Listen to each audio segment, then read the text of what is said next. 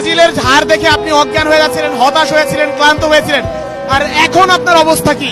এখন আমার অবস্থা ঠিক তার চেয়ে বেশি, কারণ এখন তো ভেবেছিলাম যে জিতেই গিয়েছি বুঝি, মিশরকে দিয়ে থামিয়ে দিয়েছি বুঝি।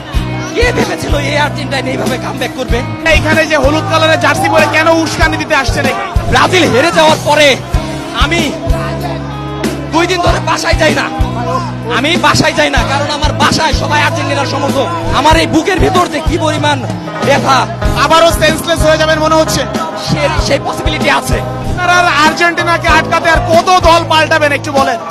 যতক্ষণ পর্যন্ত আর্জেন্টিনাকে না থামাতে পারছি তা কিছু করার নেই, আমার দল পাল্টাতেই হবে। বাংলা একটা প্রবাদ আছে, পরের ধনে পোদ্দারি। আপনাদের অবস্থা কি ঠিক সেই অবস্থা না? নিজের যদি ধন না থাকে পরের ধনে তো পোদ্দারি করতেই হবে।